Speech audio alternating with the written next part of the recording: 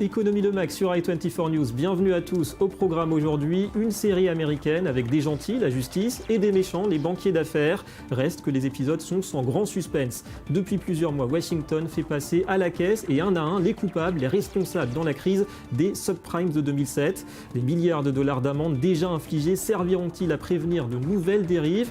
Deux experts pour en parler aujourd'hui, Guillaume Duval et Shlomo Cohen. Rendez-vous dans quelques minutes.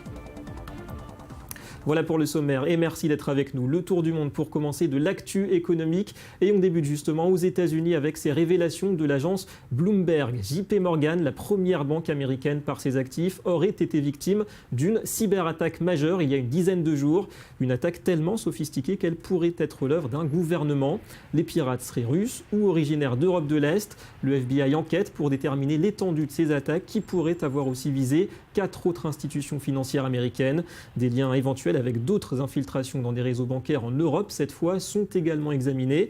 Des révélations qui surviennent au plus fort des tensions entre la Russie et l'Occident.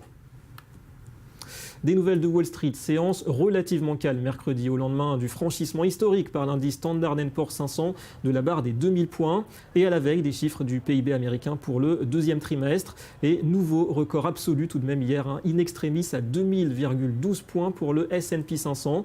Précisons qu'il s'agit de l'indice le plus suivi par les investisseurs américains.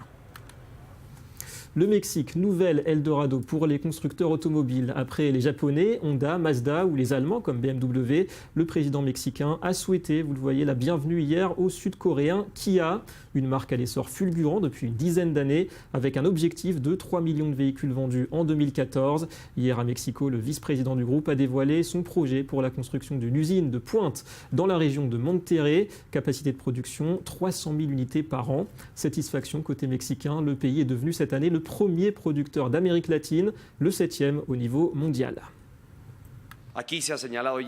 Comme cela a été dit, c'est un investissement de plus d'1 milliard de dollars que Kia va réaliser.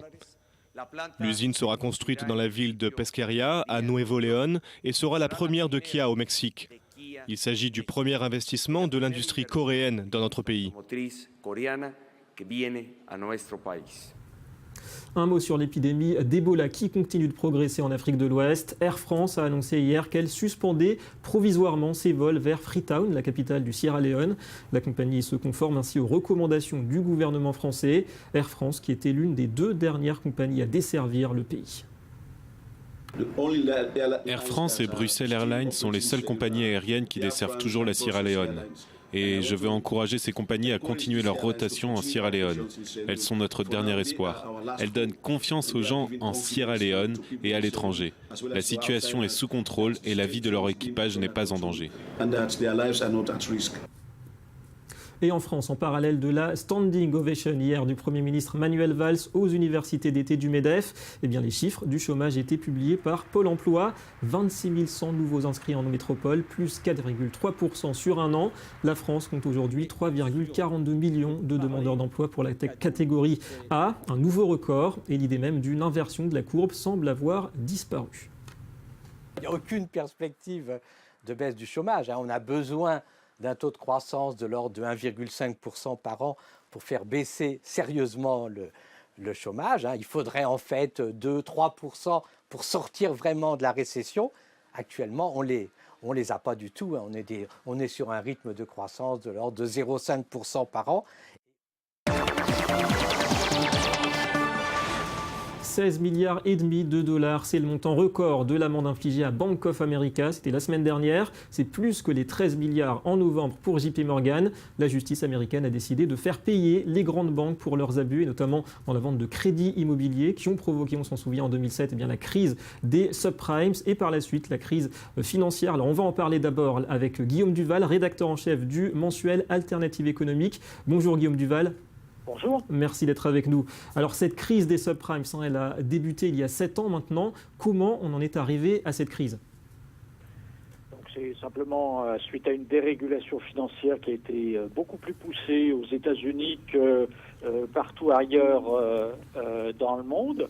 Et cette dérégulation financière a permis en particulier la mise en place de systèmes de vente de crédit aux très pauvres Américains qui n'avaient manifestement pas de revenus suffisants pour pouvoir rembourser derrière ces crédits, mais simplement dans un contexte de bulle immobilière, c'est-à-dire où les prix de l'immobilier montent toujours, on peut avoir, quand on est une banque, la certitude, entre guillemets, jusqu'au moment où ça s'arrête, mais la certitude de récupérer sa mise, puisque même si la personne ne rembourse pas, on peut saisir le bien et le vendre plus cher que ce qu'il valait au moment où on a donné le crédit. Donc on s'en sortait comme ça.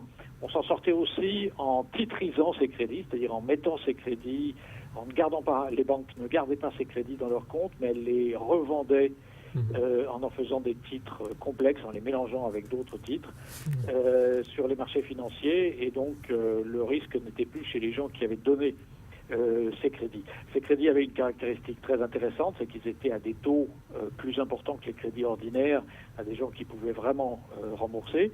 Donc, c'était un moyen, en particulier, dans une période où les taux d'intérêt étaient déjà très bas, de fabriquer des titres qui rapportaient plus que les titres d'État américains. Donc on mettait 10% de subprime avec des titres d'État américains. Vous aviez une agence de notation qui vous disait il y a 90% de titres d'État américains, donc c'est vachement sûr. Et ça permettait que ça rapporte plus aux investisseurs que simplement des titres d'État américains classiques. Merci Guillaume Duval pour ces explications. Alors on va le voir avec ce sujet, le département américain de la justice s'est engagé, on l'a compris, dans une chasse aux grandes banques, une chasse aux milliards de dollars surtout, et les établissements les plus prestigieux sont concernés. Les amendes ont atteint jusqu'à ces derniers jours des records. Alors est-ce la bonne stratégie? Sommes-nous aujourd'hui à l'abri d'une rechute? Avant d'en parler avec Shlomo Cohen, les explications d'Anthony Lesme. Petit à petit, les banques américaines paient leurs abus. 7 ans après le déclenchement de la crise des subprimes, le département de la justice américaine a jusqu'ici récupéré 37 milliards de dollars auprès des banques. JP Morgan s'est acquitté en novembre 2013 de 13 milliards de dollars, Citigroup 7. Mais le record date de la semaine dernière et revient à Bank of America. Le deuxième établissement de crédit aux États-Unis doit s'acquitter de 16,65 milliards de dollars.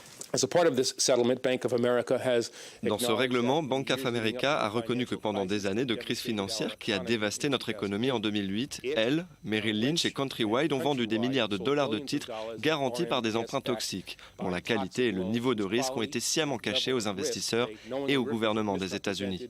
7 milliards devraient servir directement les ménages frappés par la crise des subprimes. Une part servira à renégocier des prêts immobiliers, une autre part sera destinée à construire des logements abordables. C'est l'un des plus importants programmes d'aide aux consommateurs que nous n'ayons jamais réalisé avec une seule institution financière. Son impact et son devenir pourraient bénéficier à des centaines de milliers d'Américains qui luttent encore pour se sortir de la crise financière. Encore dans le collimateur de la justice américaine, les banques d'affaires Morgan Stanley et Goldman Sachs. Selon le Financial Times, des discussions sont ouvertes pour un accord à l'amiable sur de probables sanctions financières. Reste que la sulfureuse institution Goldman Sachs doit déjà racheter à l'agence de logement du gouvernement fédéral 3,15 milliards de dollars de crédits litigieux. Cette agence américaine qui gère les deux agences hypothécaires Freddie Mac et Fannie Mae a déjà obtenu 16 accords avec des banques américaines, mais aussi étrangères telles que la Barclays ou la Deutsche Bank. Morgan Stanley, quant à elle, avait dû payer plus de 5 milliards de dollars. L'administration Obama semble naviguer entre l'exigence de justice exprimée par les électeurs ruinés et la volonté de laisser au secteur financier le temps de se rétablir. Reste à savoir si le pouvoir politique a pu imposer au monde de la finance des garde-fous suffisants pour empêcher une nouvelle catastrophe financière. Voilà, alors où en est-on et faut-il envisager d'autres crises de ce type? On va en parler avec vous, Shlomo Cohen. Bienvenue à vous. Merci d'être avec nous. Merci, vous êtes expert de la finance et conseiller institutionnel. Alors d'abord, on va revenir un petit peu sur les origines de cette crise, avec des mécanismes d'abord complexes qui sont assez méconnus du grand public.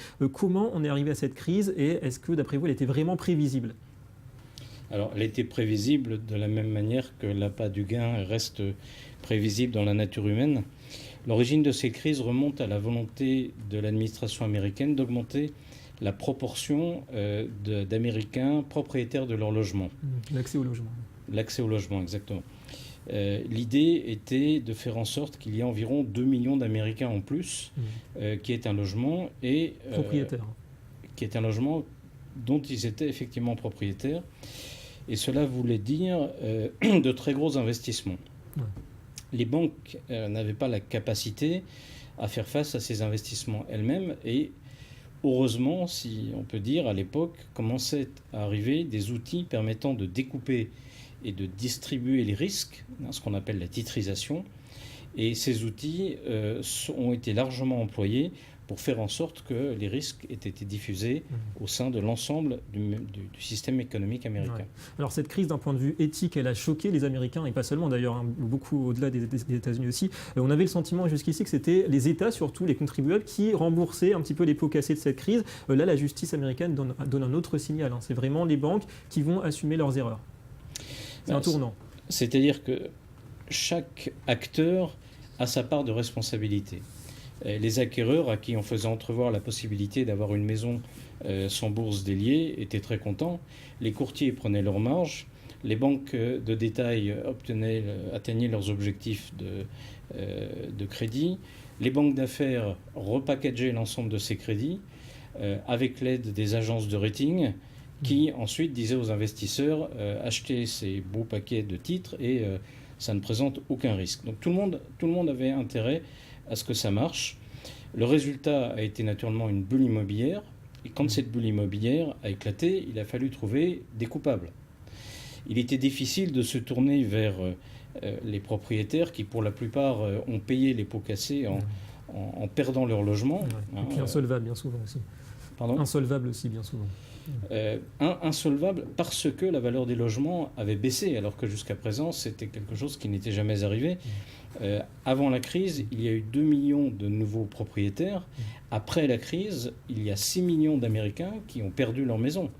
Et aujourd'hui, la tentation du gouvernement américain, c'est effectivement de faire en sorte que ces 6 millions de maisons soient... Justement, par rapport à, je vous coupe, ces montants, ces amendes, est-ce que ça vous paraît justifié ? Ça correspond à quoi exactement ? Ces amendes sont...